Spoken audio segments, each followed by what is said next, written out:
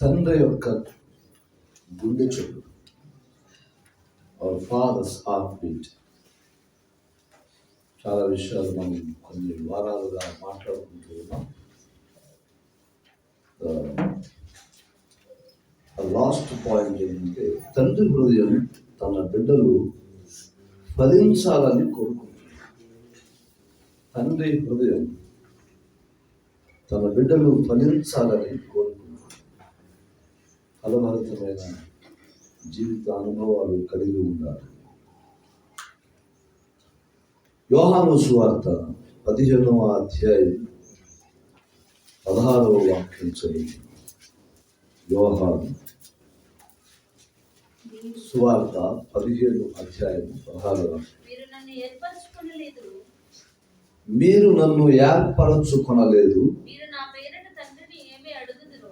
మీరు నా పేరట తండ్రిని ఏమి అడుగుదురో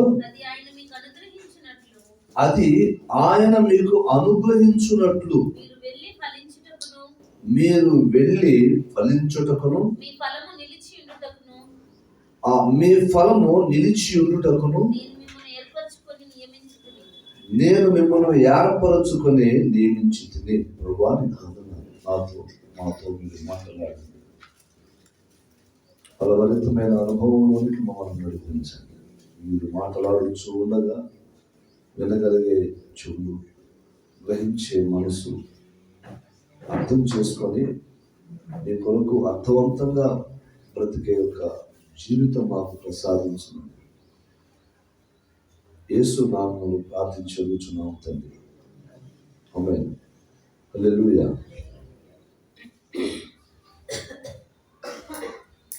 మీరు నన్ను ఏర్పరచుకోలేదు, నేనే మిమ్మును ఏర్పరచుకున్నా. చూశాను, ఏర్పరచుకున్నాను, పిలిచాను అని దేవుడు మాట్లాడుతున్నాడు. దేని కొరకు అని అంటే, మీరు ఫలించాలని,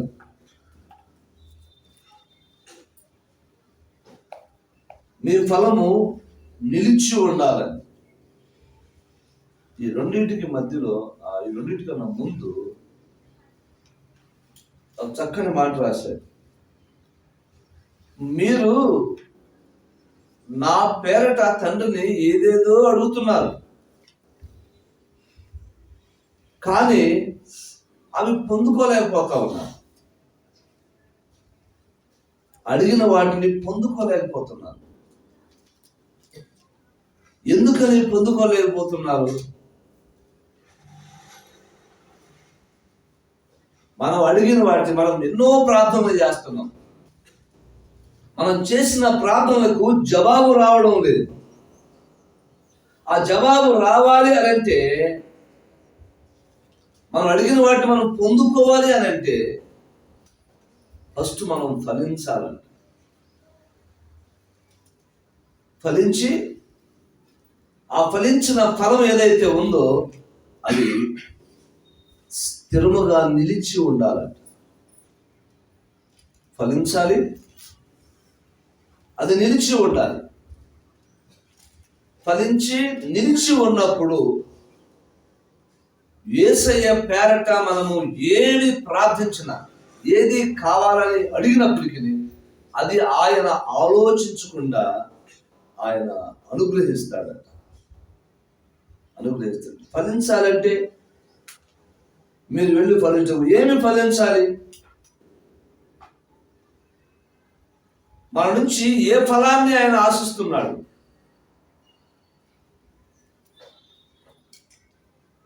మనం ఏ ఫలాన్ని ఫలిస్తూ ఉన్నాం?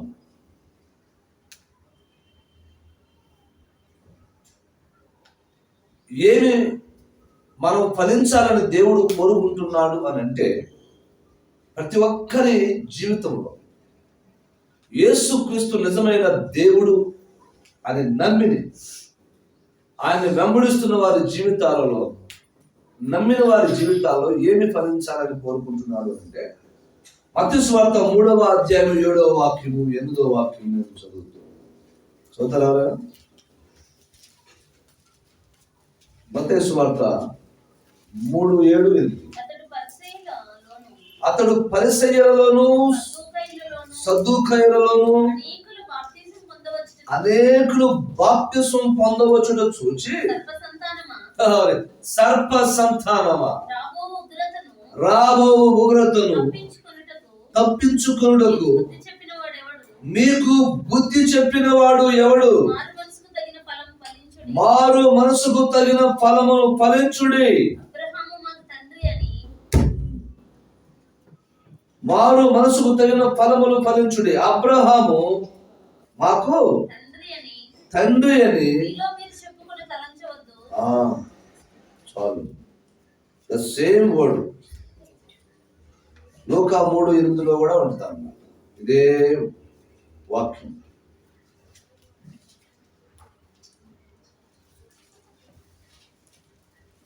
దానిలో ఈ 2 వాక్యాలు కలిపి అందులో రాశాడన్నమాట. 3:8 లూకా. మారు మనసు తగిన ఫలములు ఫలించుడి. అబ్రహాము మాకు తండ్రి అని మీలో మీరు అనుకున్న మొదలు పెట్టుకునవద్దు. దేవుడు ఈ రాళ్ళ వల్ల అబ్రహాముకు పిల్లలను పుట్టింపగలడని మీతో చెప్తున్నాను అంటారు. వాళ్ళతోనే మళ్ళీ మాట్లాడుతూ ఉన్నాడు. ఈయనేమో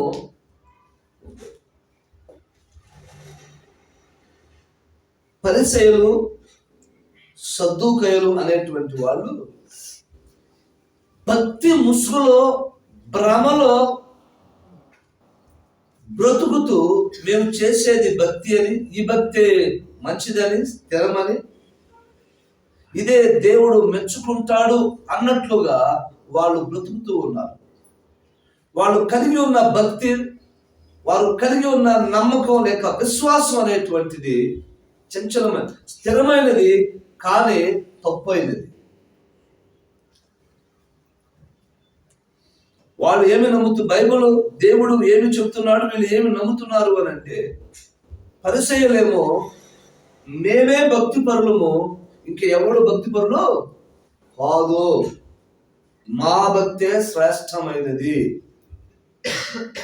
మా భక్తే మంచిది, మా భక్తినే దేవుడు ఇష్టపడతాడు, అంగీకరిస్తాడు, మమ్మల్ని చేర్చుకుంటాడు ఆయన పరలోకంలో అనే భ్రమలో బ్రతుకుతున్నవాడు.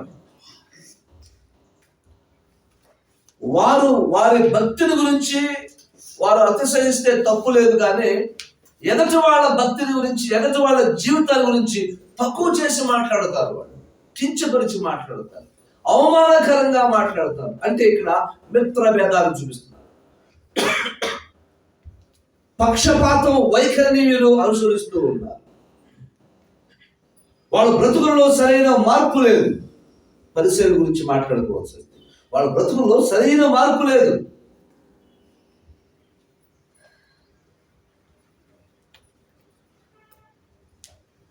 వారు ఎదుటి వారిని కించపరిచి తక్కువ చేసి అవమానకరంగా చూస్తూ మాట్లాడేటువంటి ప్రజలు వాళ్ళు. ఆ గుంపు దాదాపుగా జుడాయిజంలో, యూదా సమాజంలో 7 రకాలైనటువంటి గుంపులు ఉన్నాయి. అందులో నెంబర్ 1 గుంపు ఇది.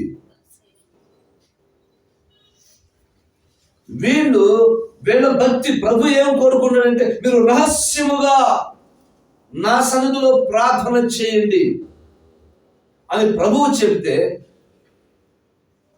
ఎదుటి వారిని తృణీకరించవద్దు, నీ తోటి వారిని తృణీకరించవద్దు. అంటే ప్రభు చెప్పిన మాట, దేవుడు చెప్పిన మాట అంటే, నిన్ను వలె నీ పొరుగు వారిని ప్రేమించమని చెప్పాడు.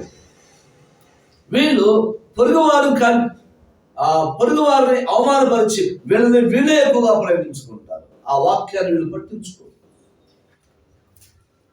అందుకని ఒక సుంకరి, ఒక పరిసయ్యుడు ప్రార్థనకు వచ్చినప్పుడు, ఆ పరిసయ్యుడు ప్రార్థన, సుంకరి ప్రార్థన మనం ఆలోచన చేస్తే కనుక, పరిసయ్యుడు ప్రార్థన అహంకారముతోనూ గర్వముతోనూ లోబడనని మనస్తత్వముతోనూ, దేవునికి దగ్గరగా ఉన్నాడు కానీ, దేవుని మందిరములో ఉన్నాడు కానీ, దేవునికి తన హృదయము దూరముగా ఉండినటువంటి పరిస్థితిలో అతను భక్తి చేస్తున్నాడు, ప్రార్థన చేస్తున్నాడు.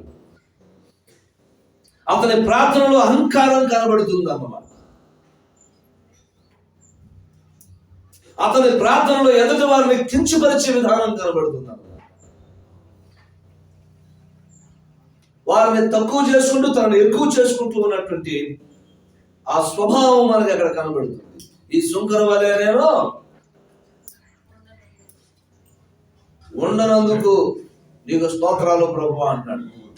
దేవుడు ఆ స్తోత్రం చెప్పినందుకు వాడి విషయంలో సంతోషించాలా, ఎదుటి వాడిని ఆ సుంకరాన్ని కించపరిచినందుకు దేవుడు సంతోషించాలా. మనము స్తుతిస్తూ మనం ప్రార్థన చేస్తూ మనం ఆరాధన చేస్తాం కదా, మన ఆరాధన విషయంలో నేను ఆరాధించాను దేవుడు ఆరాధించుకుంటూ ఎందుకుంటాడు, ఆయనకి స్తుతి ఆరాధన అంటే ఎంతో ఇష్టం కదా అనుకుంటాడు. నీ స్తుతి ఆరాధన అంటే ఇష్టపడతాడు, కానీ నువ్వు కించపరిచే మనస్సును చూసావా, కించపరిచే మనస్సు పెట్టుకొని నువ్వు దేవుని స్తుతించి ఆరాధన చేస్తే దేవుడు ఇష్టపడడు, వారిని అంగీకరించు.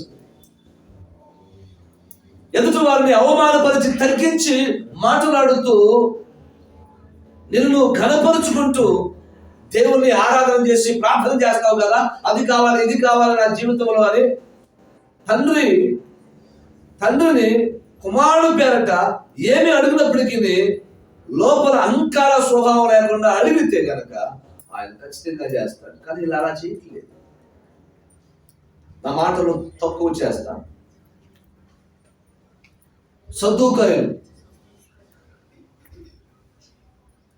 సద్దూకాయలు అంటే సత్తానం తినేవాడు కాదు, ఇది ఒక గ్రూప్ యూదులు.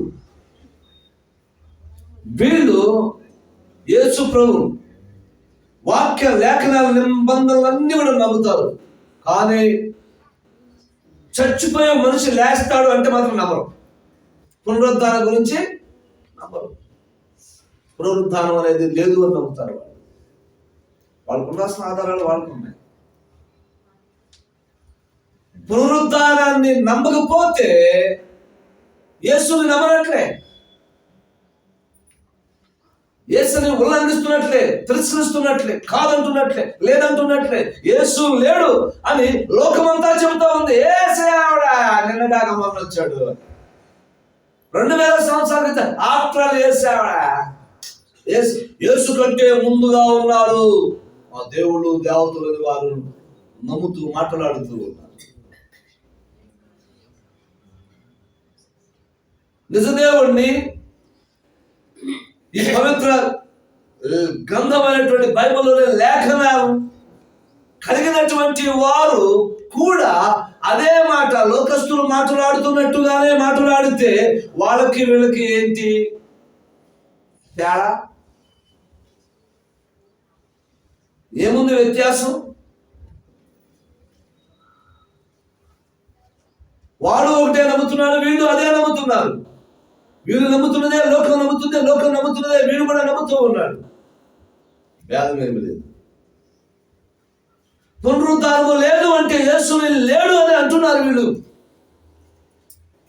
ఎందుకని లేడు అంటున్నారు, ఎలా లేడు అంటున్నారంటే ప్రభువు చెప్తారు, పునరుద్ధానమును జీవమును నేనే. పునరుద్ధానమును జీవమును నేనే అంటుంటే అది పునరుద్ధానం లేదు, నువ్వు ఎక్కడ నాయన అంటున్నారు ప్రభువుని బట్టి. What nonsense. మరి వాళ్ళకున్నటువంటి ఈ బైబిల్ గ్రంథ పరిజ్ఞానం ఏమైంది, లేఖనాల పరిజ్ఞానం ఏమైంది? వీళ్ళు గ్రూపు జనం, వీళ్ళు అనేకులు బోధ చేసేవాళ్ళు. వాళ్ళు చెడింది కాకుండా తాను చెడ్డ పోతి వనమంతా చెరిపినట్లుగా వీళ్ళు అనేకులకు బోధిస్తున్నారు అదే సిద్ధాంతాన్ని. ఈరోజు ప్రపంచంలో ఇలాంటి సిద్ధాంతాలకైన సంస్థలు కొన్ని వేలు ఉన్నాయి. 56,000 అని నేను విన్నాను 10 సంవత్సరాల క్రితం. ఇప్పుడు ఇంకా ఎక్కువ ఉండొచ్చు. 56,000 సంస్థలు ఉన్నాయట, రకరకాల సిద్ధాంతాలు నమ్మేటువంటి వాళ్ళు. మనకు తెలిసింది ఇక్కడ కొన్ని గ్రూపులు, లోథరన్, బాప్టిస్టు, సిఎస్ఐ, పెంతెకోస్తు, హెబ్రోను, బ్రదరను, మెననైటు, రోమన్ కేథోలిక్, ఏమిటి church of north India, CSI లాగానే ఎన్ఎస్ఐ, సిఎన్ఏ, సిఎన్ఐ, సిఎస్ఐ లాగా ఇట్లాగున్నా రకరకాల కొద్ది సంస్థలు మాత్రమే మనకు తెలుసు. 56,000 ఉన్నాయి ప్రపంచ వ్యాప్తంగా. ఆలోచించండి. వీరు ప్రార్థనలు చేస్తున్నారు, ప్రభువుని అడుగుతున్నారు, ఆరాధనలు చేస్తున్నారు, స్తుతిస్తూ ఉన్నారు, పాటలు పాడుతూ ఉన్నారు, డాన్సులు చేస్తూ ఉన్నారు. వారు అడిగింది అని పొందుకోలేకపోతా ఉన్నారు. ప్రభు అంటున్నాడు, ఆ పరిసయ్యులు ఈ సద్దూకయ్యులను చూసి సర్ప సంతానమా, రాబో ఉగ్రతను తప్పించుకుంటూ మీకు బుద్ధి చెప్పిన వాడు ఎవడు? భక్తుల్లాగా, మనసు మార్చుకున్న వారిలాగా, పద్ధతులు మార్చుకున్న వాళ్ళలాగా, ప్రవర్తన మార్చుకున్న వారి వలె, బ్రతుకు మార్చుకున్న వారి వలె, మాకు బాప్తిస్మం కావాలి, మేము పరలోకం వెళ్ళాలి, దేవుడు ఉన్నటువంటి రాజ్యంలో బాప్తిస్మం నమ్ముతున్నారు. పునరుద్ధానం నమ్మట్లా. పునరుద్ధానం నమ్మని వాడికి బాప్తిస్మం ఎందుకు ఇంకా అంటే వీళ్ళని ఆ రోజున అక్కడ సర్ప సంతానం అని సంబోధించడం జరిగింది. ఎందుకు సర్ప సంతానం అని సంబోధించాడు అని అంటే నాకు అర్థమైన విషయాన్ని మీకు తెలియజేస్తాను. సర్పములకు 2 నాలుకలు ఉంటాయి, 2 మాటలు, 2 మనస్తత్వాల ద్వంద్వ మనస్తత్వము కలిగిన వారు అనే విషయాన్ని జ్ఞాపకం చేస్తారు.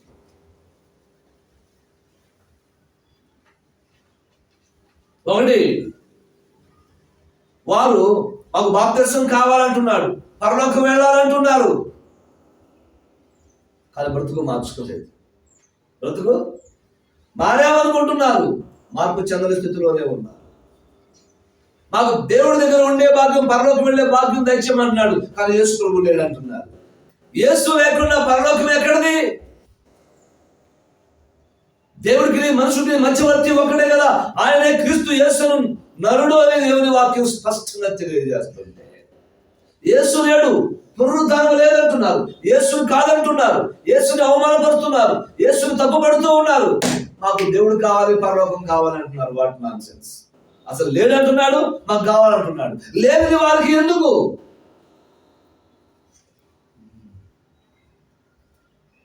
తెలుసుకొస్తూనే కావాలంటున్నారు, వద్దంటూనే అవునంటున్నారు. వీళ్ళు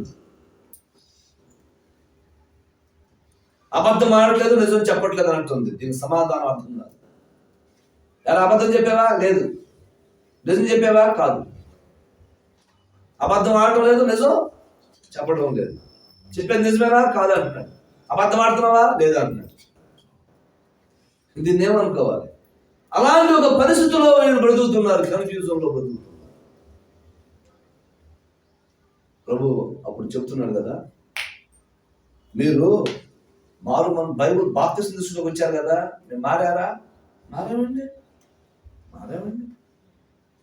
మారితే మీరు మారినట్టుగా మారు మనసుకు తగిన ఫలమును ఫలించండి. ఆ ఫలమును చూపించండి. మారు మనసుకు తగిన ఫలం. మనం మారుతున్నాము కానీ ఫలం లేదు.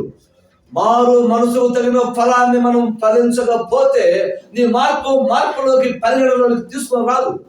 నీ మార్పుగా గుర్తించబడదు. నీ మార్పు నీకు అంగీకారం అయితేమో కానీ, నీ మార్పుని కొంతమంది సపోర్ట్ చేస్తారేమో కానీ, దేవుని వాక్యం నీ మార్పుని ఏ మాత్రము కూడా అంగీకరించదు, సపోర్ట్ చేయదు, సహకరించదు. నీ మారు మనసుకు తగిన ఫలాలను ఫలించండి. First of all. ఆ తదుపరి వచ్చి యేసు నామమున, కుమారుని నామమున మీరు ఏమైనా అడగండి, అది ఆయన అనుగ్రహిస్తాడు అని మాట్లాడుతున్నాడు. దేవుడికి మహిమ కలుగును గాక. మారు మనసుకు తగిన ఫలాలు అని అంటే దానిలో చాలా విషయాలు ఉన్నాయి. మారు మనసు పొందిన వాడు మనిషిగా కాకుండా మహిమగల దేవుడు లాగా బతుకుతాడు. మనుష్య రూపంలో ఉన్న దేవుడు అంటారు. అయ్యా నువ్వు దేవుడయ్యా అంటారు. చూడండి, కొంతమంది చూసి అయ్యా నువ్వు దేవుడయ్యా. మానవ రూపంలో ఉన్న దేవుడు అయ్యా నువ్వు. ప్రేమ, తను బాధపడ్డా ఎదరు వారిని గౌరవించే విధానం, తను ఆకలి కొన్న ఎదుటి వారికి ఆకలి తీర్చే విధానం.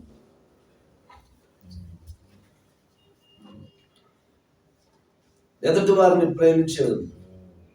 ప్రభువు చెప్పాడు, నిన్ను వలే నీ పొరుగు వారిని, తన్ను ప్రేమించుకోకపోయినా ఎదుటి వారిని ప్రేమించే విధానం అది. ఆయన చనిపోతూ కూడా మనకి జీవాన్ని ప్రసాదించాడు, ప్రభు అయినటువంటి యేసుక్రీస్తు. అది నిన్ను వలే నీ పొరుగు వారిని, అన్నవలే కాదు, ప్రభువు ఆయన కంటే ఎక్కువగా మనల్ని ప్రేమించాడు. అది ఆయన చూపించాడు, నిరూపించాడు ఆయన సిలువలో. He died for us, for our sins. ఈ లక్షణాలు ఏమి వాళ్ళకు కనబట్టలేదు, కానీ మేము ఫలించాలి, మేము అడిగిందల్లా దేవుడు మాకు ఇవ్వాలి అని ఆశపడుతున్నారు. ఆశ పట్టడం తప్పులేదు, కానీ ఆశకు తగినట్లుగా బ్రతకటంలోనే ప్రాముఖ్యమైనటువంటి విషయం దాగి. దేవుడికి మహిమ కలుగును గాక. నేను ముందుకు వెళుతాను. ఒకవేళ మత్తయి 7:19 ఇంకా ఏమి ఫలించండి, మంచి ఫలాలు ఫలించండి, కాని ఫలాలు ఫలిస్తున్నారు చాలా మంది. మంచి ఫలాలు ఫలించమని ప్రభు అడుగుతున్నారు. ఫలించకపోతే ఒక ఎత్తు. ఇవి ఫలిస్తున్నారు, కానీ మారు మనసు తగిన ఫలం కాదు అది. కాని ఫలాలు ఫలిస్తున్నారు. కాని ఫలము అని ఉంటుంది. పాపం యొక్క క్రియాఫలము అని ఉంటుంది.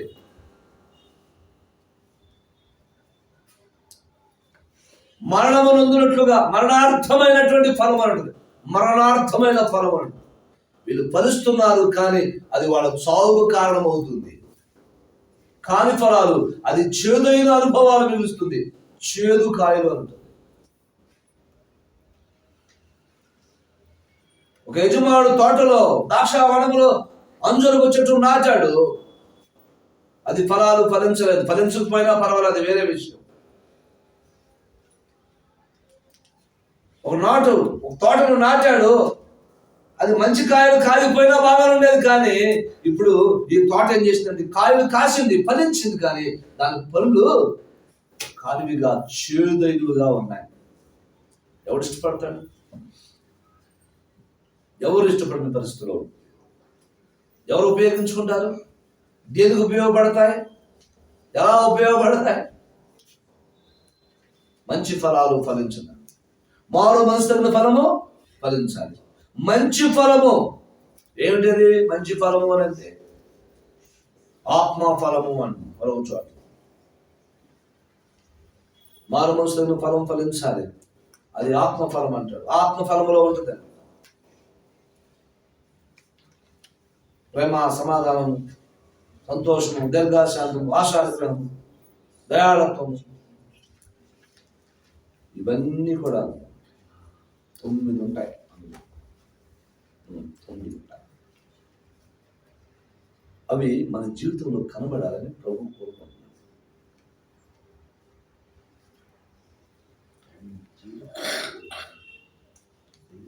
మనం ఫలించాలంటే, ఆ ఫలాన్ని ఫలించాలంటే ఎలా ఫలించగలం? రాస్తున్నాడు యోహాను సువార్త 15:1 మరియు 4 నేను నిజమైన ద్రాక్షావళిని, నా తండ్రి వ్యవసాయకుడు, నాలో ఫలింపని ప్రతి తీగను ఆయన తీసి పారవేయును. ఫలించు ప్రతి తీగ మరి ఎక్కువగా ఫలింపవలనని దానిలోని పనికిరాని తీగలను తీసివేయును. 4 చదువు. నా యందు నిలిచియుండుడి, మీ యందు నేనును నిలిచియుందును. తీగ ద్రాక్షావళిలో నిలిచి ఉంటేనే గాని తనంతట తానే ఎలాగూ ఫలింపదో, అలాగే నా యందు నిలిచి ఉంటేనే కానీ మీరును ఫలింపరు అని మాట్లాడుతున్నారు. మీరు ఫలించాలి అంటే ఎలా ఫలించగలము అంటే, మనము క్రీస్తుతో కూడా అనుసంధానము చేయబడి ఆయనతో నిలిచి ఉండాలట. ఎవరు విడదీయలేనటువంటి ఒక అవినాభావ సంబంధాన్ని మన జీవితాల్లో ఎప్పుడైతే కలిగి ఉంటామో మనము క్రీస్తు వలె మారిపోతాం. కొన్నిసార్లు మన రూపం వేరుగా ఉన్నప్పటికీ క్రీస్తుకి మనము అంటగట్టబడినప్పుడు కొన్ని కొమ్మలు కొన్ని చెట్లకు అంటుకట్టబడినప్పుడు అసలు చెట్టు రూపం ఒక రకంగా ఉంటది. ఈ అంటుకట్టబడిన కొమ్మ రూపం ఒక రకంగా ఉంటది, కానీ ఫలం మాత్రం సేమ్ ఉంటుంది. Same sweetness, same taste. Yes, పండు తిన్నప్పుడు వాడు కళ్ళు ఉన్నవాడు కానీ కళ్ళు లేని కబోది కానీ తిన్నప్పుడు ఈ పండు పలానా చెట్టు లాగా ఉంది, పలానా పండే అని చెప్పగలుగుతాడు. ఎందుకని? ఆ రుచిని బట్టి. క్రీస్తుకు మనము అంటుబట్టబడిన కొమ్మలుగా మనము ఉన్నాము. ఆయనతో అనుసంధానము చేయబడి మమేకమై అందులో నిలిచి ఉండాలి. నిలిచి ఉన్నప్పుడే ఆ సారము మనం పొందుకోగలుగుతాం. ఆ సారము ద్వారా వచ్చేటువంటి ఫలాలు మనం ఫలించగలుగుతాం. ఒక దైవజనుడు చెప్పారు, ఆశలమణి గారు అన్నారా అనే ఆయన మెన్షన్ చేశారు. దైవజనుడు యేసు ప్రభువారు కానాను విందులో నీళ్లను ద్రాక్షారసం చేశాడు. ఇదంతా నాటకం బోటకం ఉండేది. అసలు నీళ్ళు ఎక్కడైనా ద్రాక్షారసం అవుతాయా? వినేవాడు వెర్రివాడైతే పంది పురాణం చెప్పింది అన్నట్టు ఏమి చెబుతున్నారా మీరు క్రైస్తవులు అని చెప్పేసాడు. ఇది ఎలా సాధ్యం, ఇది ఎంతవరకు కరెక్ట్ అని అడిగితే దైవజనుడు ఇచ్చిన సమాధానం, నీళ్లు ద్రాక్షారసం ఎలా అయ్యాయి అని. ద్రాక్ష చెట్టు నాటారు, దానికి ఏం పోశారు? తర్వాత ఏం కోశారు? నీళ్లు పోశారు, ద్రాక్ష కాయలు కాశారు, కోశారు, క్షమించండి. ఆ ద్రాక్ష కాయలు తెచ్చి మళ్ళీ క్రష్ చేశారు. ద్రాక్ష చెట్టుకి నీళ్లు పోశారు, ఏమండి, అది కాయలు కాసింది, తెంచి క్రష్ చేశారు, మళ్ళీ ద్రవాలు చేతికి ఇచ్చారు. పోసింది నీరు, వచ్చింది ద్రాక్షరసం. ఎలా వచ్చింది అనంటే అది సృష్టి ధర్మం అంటున్నాడు. ఇది కూడా దైవ ధర్మం అన్నాడట. అది సృష్టి ధర్మం అంటే ఇది కూడా దైవ కార్యము. అర్థమైతే అంగీకరించో, లేకపోతే వెళ్ళు, నోరు మూసుకోండి.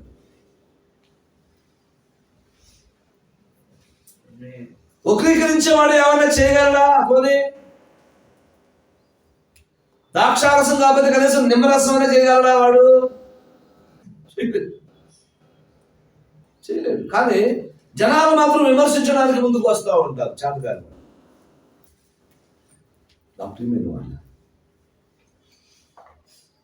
దేవుడు ఏమైనా చేయటానికి సామర్థ్యం లేనటువంటి వాడు, తనను తాను నిరూపించుకున్నవాడు, చారిత్రక ఆధారాలు కలిగినటువంటి వాడు, అర్థాంతరంగా నిన్నగాక మనం వచ్చిన వాడు కాదు. చరిత్ర పురుషుడు. ఆయన చరిత్ర అంతా వెదిగిన ఏమండి, ఎక్కడ కూడా ఎంత లోపము, పాపము, శాపం అనేది లేదు. సుచరిత్ర లేనటువంటి దేవుడు ఆయన యేసుక్రీస్తు. నమ్మదగిన దేవుడు. మనము క్రీస్తులో నిలిచి ఉంటే, అంటు కట్టబడి, అవి ఉంటుందని అనుసంధానం చేయబడి, అంటు కట్టబడి నిలిచి ఉంటే ఆ సారం మనం పొందుకొని ఫలాలను ఇవ్వగలుగుతాం. క్రీస్తు వలె, క్రీస్తు ప్రపంచానికి ఏ విధంగా ప్రయోజనకరంగా ఉన్నాడో మన జీవితాలు కూడా అలాగున ప్రయోజనకరంగా ఉంటాయి. మన బ్రతుకు సార్థకం అవుతుంది, అర్థవంతంగా జీవించిన వాళ్ళం అవుతాం. దేవుడు అలా మన జీవితాలను చేయాలని ఆశ కలిగి, ఆలోచన కలిగి ఉన్నాడు. మనం ఫలించాలని ప్రభువు కోరుకుంటున్నాడు. దేవునికి మహిమ కలుగును గాక. హల్లెలూయా. ఆ ఫలము నిలిచి ఉండడం అంటే 15:5 ఈ మాట రాసి ఉంది ఏంటంటే, మనము బహుగా ఎందుకు నిలిచి ఉండాలి అనంటే, ద్రాక్షావళిని నేను తేను మీరు. ఎవడు నా యందు నిలిచి ఉండనో, నేను ఎవరి యందు నిలిచి ఉందునో వాడు బహుగా ఫలించు. నాకు వేరుగా ఉండి మీరేమియో మీరు బహుగా ఫలించడం వలన నా తండ్రి మహిమపరచబడును, ఇందువలన మీరు నా శిష్యులు అవుతారు. ఎందుకు స్థిరంగా ఉండాలంటే బహుగా ఫలించాలి. ఎందుకు ఫలించకపోతే బహుగా ఏదో ఫలించాంగా, అరాకొర ఫలించాంగా, పాటలకు వెళ్తున్నాం, ఆదివారం ఏమంటే బైబిల్ చదవమంటే చదువుతున్నాం, పాట పాడమంటే పాడుతున్నాం, లేమంటే లేవుతున్నాం, కూర్చోమంటే కూర్చుంటున్నాం, పోగమంటే పోగుతున్నాం, రమ్మంటే వస్తున్నాం, పొమ్మంటే పోతున్నాం. చాలా అది చాలదు, నువ్వు బహుగా ఫలించాలి. ఎందుకు? దేవుడు నిన్ను బట్టి మహిమపరచబడినట్లుగా. నిన్ను బట్టి, నన్ను బట్టి, మనల్ని బట్టి దేవుడు మహిమపరచబడాలి అని అంటే మనమట సాదాసీదాగా బతకూడదట, సాదాసీదాగా ఫలించి ఊరుకోకూడదంట, మామూలుగా కాదట, బహుగా ఫలించాలట. బహుగా ఫలించడం వలన మనల్ని చూసిన లోకం, చూసిన ప్రజలు, వీరు యేసుక్రీస్తుకు సంబంధించిన వారు, ప్రభువుకి సంబంధించిన వారు, దేవునికి సంబంధించిన వారు, దైవ లక్షణాలు వీళ్ళలో కనబడుతున్నాయని వాళ్ళు అర్థం చేసుకోగలుగుతారట. మన జీవిత విధానాన్ని, మన ఫలభరితమైన అనుభవాలని చూసిన ప్రజలు, దాన్ని బట్టి దేవుడు మహిమపరచబడతాడు. అప్పుడు ఆయనకు సంబంధించిన వారుగా మనం గుర్తించబడతాం, ఆయన శిష్యులుగా గుర్తించబడతాం, ఆయన వెంబడించు వారుగా మనం గుర్తించబడతాం. ఆయన నిలిచి ఉండాలి. నిలిచి ఉంటే నువ్వు బహుగా ఫలించాలి.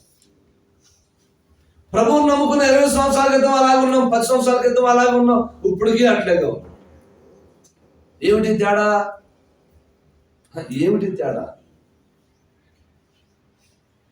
ఎందుకు ఆయనలో నిలిచి ఉండాలి అని అంటే ఆయనలాగా మారడానికి, ఆయనలాగా ఫలభరితంగా ఉండడానికి, ఆయనలాగా ప్రపంచానికి ప్రయోజనకరంగా ఉండడానికి,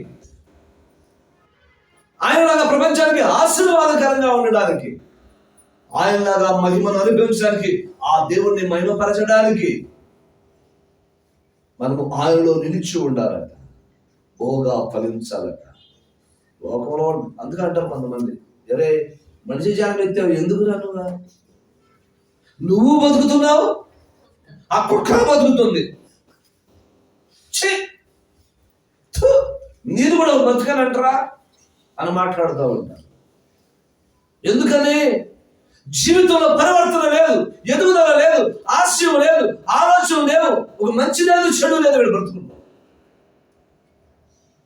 క్రీస్తు నమ్మినామంటే క్రీస్తు కొరకు, క్రీస్తు వలె జీవించవాలి, దేవుణ్ణి మహిమపరచగలాలి, ఆయనతో పెనవేసుకున్న ఒక సంబంధాన్ని, అనుబంధాన్ని కలిగి ఉన్నప్పుడు మనం ఫలించగలుగుతాం. మనం ఫలించడాన్ని బట్టి దేవుడు మహిమపరచగలుగుతాం. మనం ఆయనకు సంబంధించిన వారు అని గుర్తిస్తారు. ఆయనతో పాటు జీవించేటువంటి 12 మంది శిష్యులు ఆయనతో పెనవేసుకుని ఏ పరిస్థితులు అయినప్పటికీ ఆయన్ని విడిచి వెళ్ళకుండా చావడానికి సిద్ధపడ్డారు. కానీ క్రీస్తుని మాత్రం వదిలి వెళ్ళడానికి వారు ఎప్పుడు కూడా వెనకాడలేదు, ఏమాత్రం తగ్గలేదు, వాడు ఇష్టపడలేదు. వాడు అలా వెంబడించిన కారణాన క్రీస్తు లేనప్పుడు కూడా అలాగే జీవించడం అలవాటు చేసుకున్న వారు, అలాగే జీవించడం కొనసాగిస్తున్నప్పుడు వీళ్ళు అంత్యోకయ పట్టణంలో ఈ శిష్యులు నడుచుకుంటా వెళ్తా ఉంటే వాళ్ళని చూసినటువంటి లోకం, వాళ్ళని చూసినటువంటి ఆ ప్రజలు, గ్రామస్తులందరూ కూడా యేసుని పోలిన వారు మా ఊరికి కూడా వచ్చి ఉన్నారని సాక్ష్యం ఇచ్చారు. అలాగొచ్చింది క్రైస్తవులకి. క్రైస్తవులు అనే పేరు క్రీస్తుని పోలిన వారు అని, క్రైస్ట్ ఫాలోవర్స్, క్రీస్తు అనుచరులు, క్రీస్తు పోలిన వారు, క్రిస్తాన్ పోల్, క్రైస్తవులు అని పేరు అలా వచ్చింది. ప్రభు నీలో ప్రపంచానికి తనను చూపించుకోవాలని ఆశ కలిగి ఉన్నాడు. దేవుడికి మేము కలుగును కాక. హల్లెలూయా, హల్లెలూయా. ఒకవేళ నాకు కుదరదు, నాకు ఇష్టం లేదు అని అన్నావు, ఫలించకపోతే ఏమవుతుంది? ఏం జరుగుతుందంటే ఫలించని ప్రతి చెట్టును ఆయన నరికి వేస్తానంటున్నాడు. ఆయన ఫలింపని చెట్టుని నరికి వేయును. మార్కు 11:13 ఆకులు గల ఒక అంజూరపు చెట్టును దూరం నుండి చూచి దాని మీద ఏమైనా దొరుకునేమో అని వచ్చింది. దాని ఎందుకు వచ్చి చూడగా ఆకులు తప్ప మరి ఏమీ కనబడలేదు. ఏమనగా అది అంజూరపు పండ్ల కాలము కాదు. అయినప్పటికీ ఆ సీజన్ లో దొరికే పండ్లు ఉంటాయని ఆశపడ్డాడు ఆయన, కానీ అందుబాటులో అవి లేవు. మత్తయి సువార్త 21:19. అప్పుడు త్రోవ పక్కన ఉన్న ఒక అంజూరపు చెట్టును చూచి దాని ఎందుకు రాగా దాని ఎందుకు ఆకులు తప్ప మరి ఏమీ కనబడలేదు గనుక దానిని చూచి ఇక మీదట ఏమిటంటే నీవు కాపు కాయ పొందువు గాక అని చెప్పి తక్షణమే అంజూరపు చెట్టు ఎండిపోయింది. ఫలించకపోతే, అంటుకట్టబడకపోతే, ఆయనలో నిలిచి ఉండకపోతే, ఆయనలో మనలో ఆయన నిలిచి ఉండకపోతే మన జీవితాలట ఎండిపోతాయట. దేవుని యొక్క శాపాన్ని మనము అనుభవించవలసి వస్తాం. దేవుడు ప్రత్యేకంగా మనకి శాపాన్ని ఏం పంపించడం అవసరం లేదు. ఆశీర్వాదాన్ని ఆపేస్తే ఆటోమేటిక్గా శాపం వెళ్తుంది. ఆశీర్వాదం ఆగిపోయింది అనుకోండి, ఏమిటి నెల 20,000 జీతం వస్తుంది, హ్యాపీగా బతుకుతున్నాం. ఆ నెల జీతం ఆపేసేసాడు, ఏమైపోయింది? ఇంట్లో సామాన్లు, వంట పాత్రలు డింకిలు కొడతా ఉన్నాయి, ఆఖరి కేకలు ఎగసిపడతా ఉన్నాయి, ఊరెత్తుతున్నాయి. శాపం ప్రత్యేకంగా ఎక్కడి నుంచో తెచ్చి మన ప్రత్యేకంగా మన జేబులో పెట్టాల్సిన అవసరం ఏమి. ఆశీర్వాదాన్ని ఏమిటి ఆపేస్తే చాలు, రిటర్న్ తీసుకోకలా. దేవుడు ఇవ్వటమే కానీ తీసుకోవడం ఆయనకి తెలియదు. అలా ఆయన గుర్తు బిగుపడితే సార్ అయిపోయినట్టు పరిస్థితి, అంతే. అలా ఫలించని చెట్టుని ఆయన తక్షణమే నువ్వు కాయ పొందువుగాక అన్నాడు. ఫినిష్. ఆ చెట్టు ఎండిపోయిందంట. 20వ వాక్యం. శిష్యులు అది చూసి ఆశ్చర్యపడి అంజూరపు చెట్టు ఎంత త్వరగా ఎండిపోయిందని చెప్పుకున్నారంట. ఎంత త్వరగా ఎండిపోయింది. మనం ఎండిపోకుండా, పండిపోకుండా నిలిచి ఫలాలు ఫలిస్తూ ప్రజలకు ఏమిటి ప్రయోజనకరంగా, దేవుడికి మహిమకరంగా ఉండడం కోసం దేవుడు ఆలోచన కలిగి ఉన్నాడు.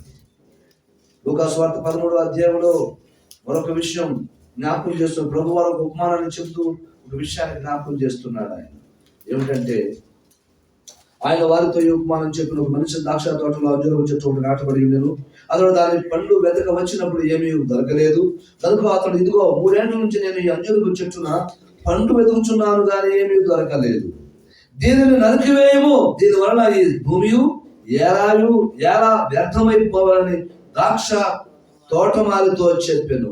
ఆ తోటమాలి అంటున్నాడు ఆ యజమానుడితో. అయితే వాడు, అయ్యా, నేను దాని చుట్టూ తవ్వి ఎరువు వేయమట్టుకు ఈ సంవత్సరం కూడా ఉండనేమో, అది ఫలించినా సరే లేనిలా నరికి వేయమని అతనితో చెప్పాను. నరికి వేయమని అతనితో చెప్పాను. దేవుడు ఈ 2024వ సంవత్సరం డిసెంబర్ 29వ తారీఖు వరకు నీవు నిలిచి ఉండడానికి, ప్రభువు నీలోనూ నువ్వు ప్రభువులోనూ ఉండడానికి, నిలిచి ఉండడానికి, ఫలించడానికి అవకాశాన్ని కల్పించాడు. నీ వల్ల, నా వల్ల ఆయనకేమీ లాభము లేదు అనిపిస్తే ఆయన ఎన్నడూ సహించేవాడు కాదు. 2025లో మనల్ని ఉంచడానికి, ఆయన తోటలో ఉంచడానికి ఆయన ఇష్టపడటం, ఆయన తోటలో కొనసాగాలని కోరుకుంటున్నావా? నాకు కూడా అట్టాగా అనిపిస్తుందండి. 2024 సంవత్సరాలు ఉన్నదానికి ఎంతకాలం ఉంటాం, పోతే పోతుంటే.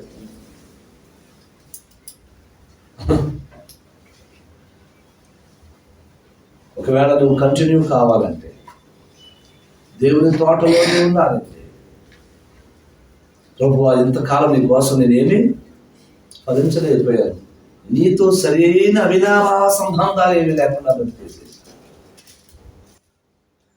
నేను నీ సన్నిధిలో ఉండాలనుకున్నాను కానీ నీతో సంబంధం లేకుండా బ్రతికేశాను. మహాప్రభు నన్ను మన్నించు. ఈ ఒక్క సంవత్సరం 2025వ సంవత్సరం కూడా నాకు ఒక అవకాశాన్ని కల్పించు. నీ కోసం నేను ఫలిస్తాను. నేను నీలోనే నిలిచి ఉంటా, నీతోనే అవినాభావ సంబంధాన్ని కలిగి ఉంటా, నేను ఫలభరితమవుతాను.